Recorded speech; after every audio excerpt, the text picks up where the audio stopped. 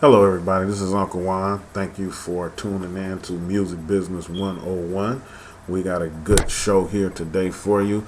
Last week we talked about just getting started and just trying to figure out if this is what you want to do. We talked about the business as far as getting the concept together, what type of artist you want, and what frame of mind you want your artist to be in. This week we want to talk about getting the ball rolling far as with contracts and things of that nature. If you already made the decision and you did your due diligence that this is what you want to do, then now the part is you want to make sure that you solidify your foundation by getting all your paperwork done. So the first thing you want to do is you want to come up with a name. And I'm sure you probably have a name in mind, but you want to make sure that that name is available. So you want to get your name reserved. And how you're going to get your name reserved is you're going to call the IRS. You're going to call the Secretary of State, and you want to get a name reservation. And that's basically just calling down there and asking them, is this name available? And if it is available, reserve it for you. So that's the first thing that you want to do, is making sure before you start doing logos and things for that name, making sure that name is good. Now, if that name is taken and somebody already has that name, you can change it up just a little bit.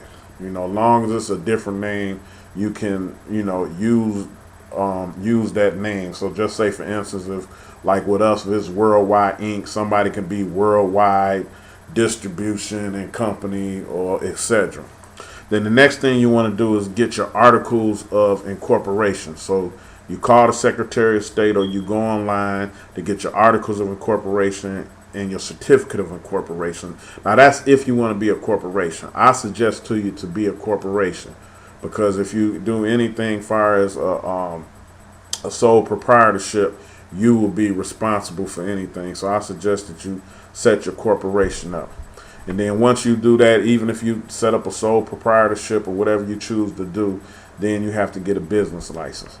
So you do those things and you'll get the ball rolling and you'll be set up as a company.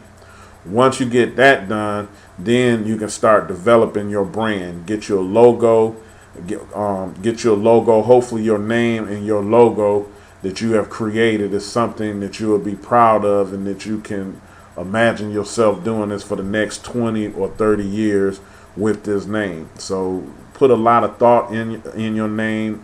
And also get a name that's dear to your heart, something that you're motivated by. So get your name together. Once you have all this in place, then you want to start building your foundation. And the first thing you need to do is get your contracts together. Okay, you don't want to just sign an act. And once you get ready to sign an act, you just run and get a lawyer to do you a contract. The main thing you want to do is try to understand the contract, so you'll know what's in the contract yourself. So you want to start studying contracts. You can go on the internet, start studying, just seeing the different lingo, what that means, do some consultation. You can email me, askunklewine@aol.com, and you can do consultation with us, and we'll teach you the verbiage and what everything means as far as inside of your contracts. Now, this also is for recording contracts and publishing contracts. Everything that I just told you, you want to set up a separate publishing company too. You want to make sure that your publishing company has all the correct paperwork, the articles of incorporation, your business license, and things of that nature. So you want to create two companies. You want to create a recording contract. You want to create a recording company, which really now I don't even like to say record label. I call it entertainment company, because it's so much more than just a record label now. You want to create an entertainment company and you want to create a publishing company. So you'll have two different companies going. And also the same advice that I just gave you as far as creating your record label entertainment company, you want to do the same thing for a publishing company. You want to be able to promote that brand. You want to be able to see yourself using that name for the next how many years. So if you get all those things together, then you off and you ready to start doing record business. Thank you for tuning in.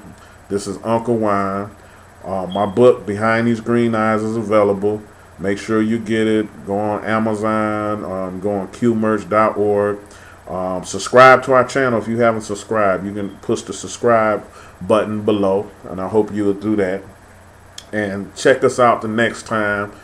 We come on every Sunday on the QMerch Network at 8 o'clock. So make sure you tune in. This is Uncle Juan. Thank you, and I'll see you later. And hopefully I was helpful to you today. And we'll be getting into the publishing the next time. We'll talk a little bit about publishing. Thank you.